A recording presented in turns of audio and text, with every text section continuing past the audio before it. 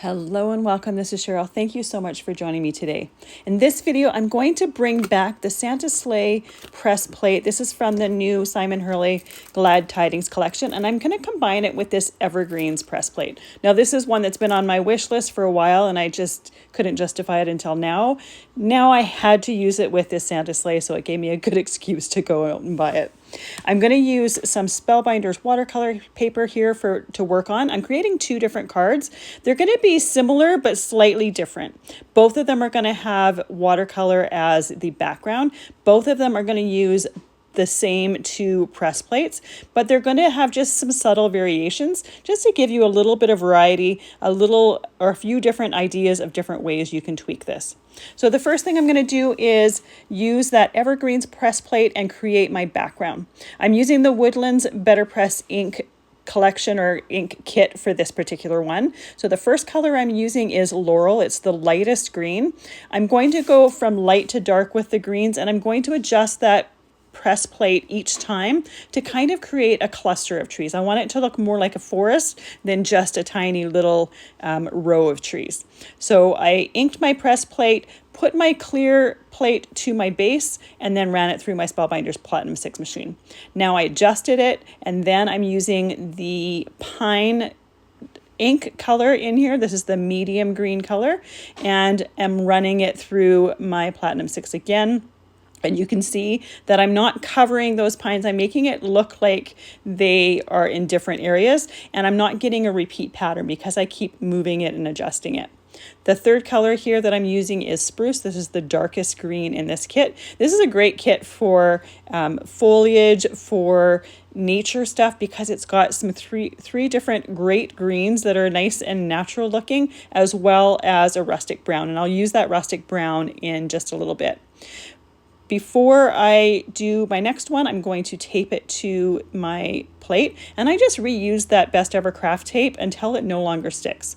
For this one, I'm going to use 3 different colors of distress ink, and these are my 3 favorite greens to use for greenery. I'm using Bundled Sage first, then I'm going to use Peeled Paint, and then I'm going to use Forest Moss. Now this one here, I'm going to create a vertical card with it, so it's a little bit different, but the way I'm doing it is fairly similar. For my first pressing, I have that plate a little bit higher and towards the right. For my second one, I put it a little bit lower, put it as much to the left as I can without going outside the edge of that Betterpress. And then for my third pressing, I'm going to put it in the center. Now I'm using distress ink for this one because it's dye based and it's going to react with water. And I'm also using watercolor with this because I want to use the properties of that distress ink and use that to color the trees rather than bring in more color. Now you could take this background and just leave it as is and not color it at all, and it would look really, really cool. I just wanted to blend in the color just a little bit. Before I do that, and before I put this plate away, I'm going to use it one more time, and I'm going to use it with some Gina masking magic sheets. I'm going to create a mask for my trees because I want to do some ink blending for my sky. You don't necessarily need to do this step. You could just do some watercolor for your sky, but I wanted to have just some light ink blending. So I'm going to tape this sheet onto the clear plate from my Betterpress, and I'm doing my pressing on the part of the sheet that doesn't have any printing on it. The printing side is the tape backing. The masking side is the part that doesn't have any printing on it. I like using the Gina Masking Magic Sheets because they're like a big Post-it note, basically. They're great for masking different areas, but they come off and they don't leave any adhesive residue. If you don't have any of these sheets, what you could do is just use a piece of printer paper and use some removable adhesive on it. The thing with printer paper though is it's going to absorb the ink, and these Masking Magic Sheets don't do that. And the other thing is you're not going to be able to get your removable adhesive on all of those nooks and crannies. So using a masking sheet is great for that. Now I did fussy cutting to cut that masking sheet out, or I'm going to do it off screen, and I'm doing it as precisely as possible. That sheet, I'm going to use it over and over and over again with this plate until it doesn't stick anymore. So the better job I do, the better result I'm going to have. Before I put my Betterpress away, I'm taking the Santa Sleigh press plate, and first I'm going to ink it with the Rustic, which is the brown color in that Woodlands Betterpress ink set. And I'm just doing it on some scraps of the same watercolor paper just to use up these scraps basically. You could take new sheets if you want, but it's just not necessary. These pieces are going to be die cut, so as long as I have enough room around the image to be able to die cut them, this is going to work just great.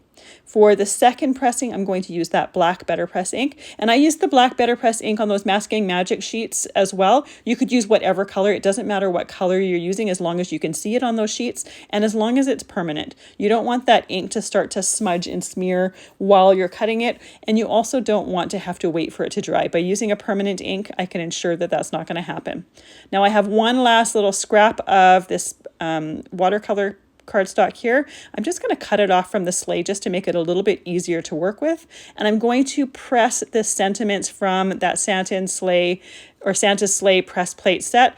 There is a scripty Merry Christmas that has a die to go with it. And then there are two sub-sentiments. One says, "And to all a good night." And then the other one says, "Santa Claus is coming to town." So I'm going to do both of them so that I have sentiments for both cards. I'm going to do all of these in black ink, just nice and basic. If you wanted to add just a little bit of extra texture to this, you could do this in Versamark ink and then emboss it. The reason I chose not to is because I have just a little scrap here. Those sub-sentiments are so tiny. Sometimes when you're using the Versamark ink on the plates, it likes to stick to the plate and move that plate on your Betterpress base. If you have a larger piece of cardstock, it's not really a huge deal. You can work around it, but because I was just working it with a bit of a scrap, I wanted to have a little bit more control. I wanted to make sure that it wasn't going to move on me. Before putting all this stuff away, I'm going to just clean my Betterpress. I haven't done it in a while and it really needs to be done. I'm just using some Archival Cleaner and it works perfectly for this. It doesn't remove all of the old ink that's on there. It just removes some of the new stuff and just cleans it up just a little bit. And because I have it out, I might as well use the same thing for cleaning up my plates. It works to remove a lot of that Betterpress ink. I put a little bit on the plate, let it sit while I'm scrubbing each of the other ones, and then I'm just using a soft cloth to scrub it. It doesn't need to be anything fancy. I wouldn't use a paper towel here because the paper towel, while you're scrubbing the plates, because they're hard and they have lots of nooks and crannies, it's just going to start to disintegrate the paper towel. So a rag, a cloth, just something that you don't necessarily mind getting stained because that ink is permanent. After doing all of that and putting those away, I can take the dies out and I can start my die cutting. So I've got both sleighs here that I'm going to die cut as well as that Merry Christmas. I tape them on or tape those dies on with some Best Ever Craft tape to make sure that it's not going to move on me and make sure I have good placement of that die. I reuse that Best Ever Craft tape as well when I'm doing the die cutting. Might as well use it as many times as possible, once again, until it just really doesn't stick. And it's amazing how many uses you can get out of that tape. You can make it go a really long way. So I'm going to run that through my machine. I think I do the other one off screen because it's exactly the same as the first one. Now it's time to do the fussy cutting, and I'm not doing all of this on screen because it does take a little while. And like I said before, the better job you do with this fussy cutting, the better your result is going to be. Now for something like this, if you have a little bit of a white halo, you could pretend it's snow around the trees, but I wanted to get it as close as possible. It's a great idea to have some detailed cutting scissors. The ones I'm using in here are Spellbinders ones. They work great. I also have some Cutter Bee ones that I often use for fussy cutting that work fantastic as well. They're nice and small and great for getting in all those nooks and crannies. And you can see that for the most part, my scissors kind of stay a little bit stationary. They stay in my right hand, and I might move my right hand a little bit, but I'm mostly moving my paper when I'm cutting and not moving my scissors around. With it all cut, I can take the backing off and I can stick it to my surface and do my ink blending for my sky. I'm doing it before I do the watercolor in my trees. You could do the watercolor in the trees first, but then you're going to have to wait for that to completely dry before working on this step. And I wanted to get this part done before doing my watercoloring. Now, because this is watercolor paper, the ink isn't going to ink blend the same as it does with regular cardstock. It tends to sit on the surface just a little bit, so just be prepared for that. If it's not ink blending how you're used to, it's probably because of the watercolor paper. paper, the ink just tends to sit on the surface. So because of that, I keep my ink blending fairly light, because I do find that if I try to do it a little bit heavy, the ink acts a little bit weird compared to paper, and I wanted to get a nice soft look out of it. So I keep my colors fairly light. What you could do if you wanted them a little bit darker is you could take your ink blended background, set it aside and let that dry for a little while, and then go back in and add another coat of it just to darken those colors a bit. I didn't really want to wait for that, and I liked the light look of it. Sometimes I'm in the mood to create a dark, moody sky, and sometimes I just kind of want to do a light one. And when I do ones like this, I always love doing the saltwater taffy behind the trees, kind of almost as a sunrise. So the colors I'm using for this is that saltwater taffy, then I'm using tumbled glass, and then I'm using chipped sapphire as the darkest color around the edge. And that just really kind of frames that sky in. I'm using Spellbinders large ink blending brushes for my backgrounds here. You can use whatever ink blending brushes you like. I like the large Spellbinder ones for the backgrounds simply because they do the ink blending on a background really, really quickly. They're nice and soft, and they make it really easy to do ink blending. So once I'm done with my mask, I just put that backing back on, and I put it in the package with that same press plate. If I'm ever going to use that mask again, it's going to be when I'm using that press plate again. So that way I don't have to worry about where I put it. I know that I put it in that same package. Now I'm taking my watercolor brush. I have my piece on my Altenew sticky mat here just to hold it in place so that I don't have to worry about it moving around or getting fingerprints in the ink. And I start with the lightest trees first, work my way down to the darkest color.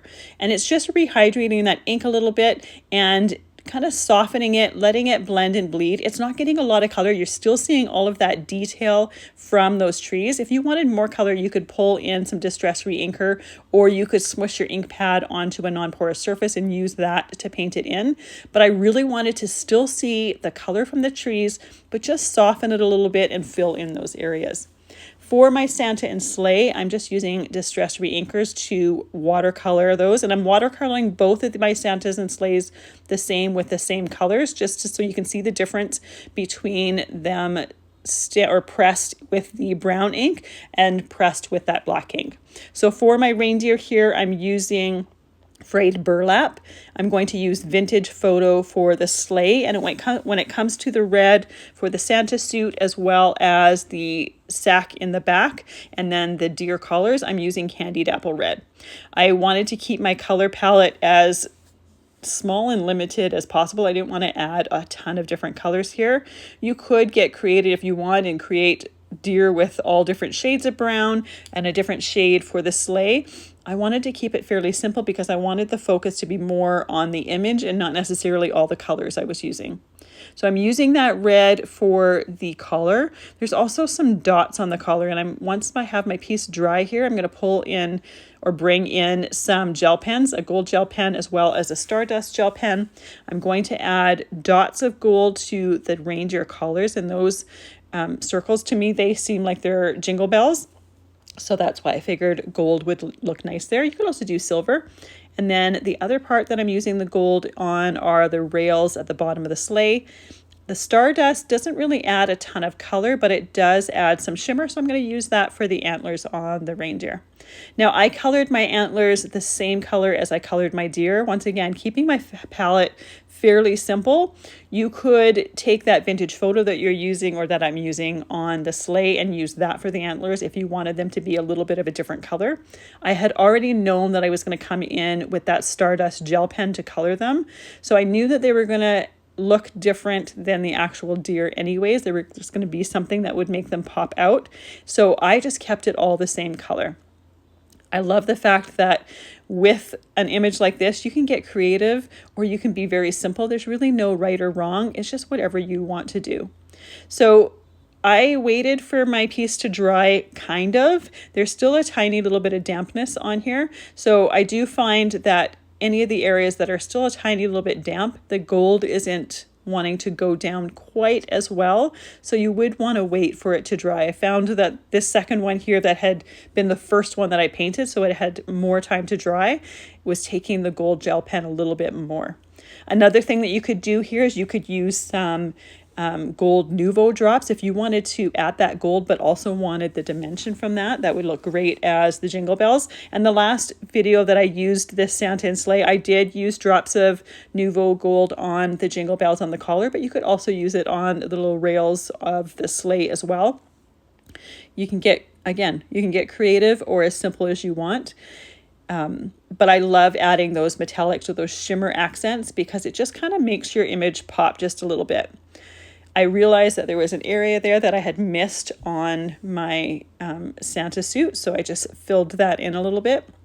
And then I'm going to take some stickles and use the stickles for any of the fur areas on Santa's jacket, the mitts, the hat. It's just going to add a little tiny bit of sparkle. Now just be forewarned, if you put any of that stickles on top of the red watercolor, it is going to hydrate that and it's going to make it run a little bit, but that's okay. For my second card here, this is the one that I did my better pressing with that Betterpress ink. So it's a permanent ink. It's not going to do that watercoloring that I did with the distress ink. It's not going to rehydrate. So if I put my water on there, the ink would stay the same. I just took my bundled sage, peeled paint, and forest moss distress ink that I did my pressing for the other card, and I just used that to ink blend those trees a little bit. And it doesn't need to be perfect in any way. It's just adding a little bit of depth and a little bit of interest to those trees. Now for my sub-sentiments here, I could have taken my guillotine trimmer and just trimmed them down, but I thought it would look nice having a little bit of a pennant flag edge to it, or end to it. So I took my Essentials Tags die set and used them to die cut, and they're the perfect size for this. I have done a video. These essential tags are from the Lisa Horton Essential Christmas collection.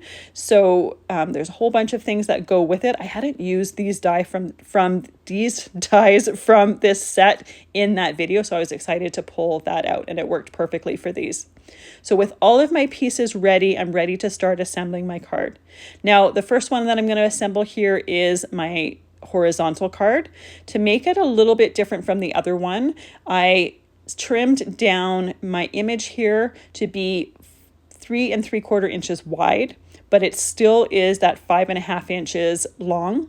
And then I have a piece of fern cardstock that I cut to 4 inches by 5.5 inches. So I'm going to have a green strip on the top and a green strip on the bottom, framing those two areas, and you'll still see a little bit of the white card base below it and above it, but you're not going to see any of that white card base on the left and the right. Then I can put on my flag sentiment as well as the Santa and Sleigh. Let them dry for a little bit, and I let them dry with an acrylic block on them to hold everything down nice and flat. And then once that is done, I can take a pair of large Spellbinder scissors and trim that flag down. I like to make those pieces a little bit longer, so I have the freedom to adjust them and make them shorter or longer depending on how it looks on the card. For my second one here, I am I'm trimming down a piece of poppy field cardstock to 4 1/8 inch by 5 3/8 inch, and then my image piece is trimmed down to 4 inches by 5 1/4 inches. Now to make this one just a little bit different from the first one, I'm going to do some splatter white on my sky, or basically I'm doing it on the whole piece because I wanted it to look a little bit like snowflakes. Now this is going to be very, very subtle because that ink blending is so light. If you look closely at it, you see that white speckle, but it's not very in your face prominent. If my sky was a lot darker, you'd see it a lot more. So I took a little bit of that out of the container, put some on my surface, and then used a distress sprayer just to mist some water on it to thin it out a little bit. I'm using a Yasutomo brush. Works perfectly for doing that splatter, and I just tap it on the edge of a scissors. It could be on the edge of anything, the edge of a ruler, the edge of your finger, the edge of another brush, just something to tap it against to make that paint flick off of it. Then I let that dry, and because those splatters are nice and fine, it really doesn't take very long for them to dry, and I can glue and assemble my card. Now I purposely did this one so that my mat around my image was really, really tiny. You still see that red, but you see more of that image. You could make your pieces so that you see more of the mat if you wanted, and your image is a little bit smaller. I do varieties sometimes. Sometimes I'll do my mats a little bit bigger, and sometimes I do them a little bit smaller, and it really just depends on how I'm feeling when I'm creating. Then I can glue down my Santa and Sleigh, and then my sentiment and sub-sentiment. So I put down the little flag piece here. I end up, after putting my Merry Christmas down, I end up lifting it up and moving it over a little bit because I thought it was a little bit too much to the left. That's the beauty of having liquid glue. You have a little bit of freedom to change your mind and move things. And once that has dried, I once again take those scissors and trim it down. So these are two very quick cards with very similar elements to them and just a little bit of a different look. So when you're creating, you can easily create very similar or very different looks just depending on the supplies that you're using. Thank you so much for joining me today. I really appreciate you being here. I hope you have a fantastic day.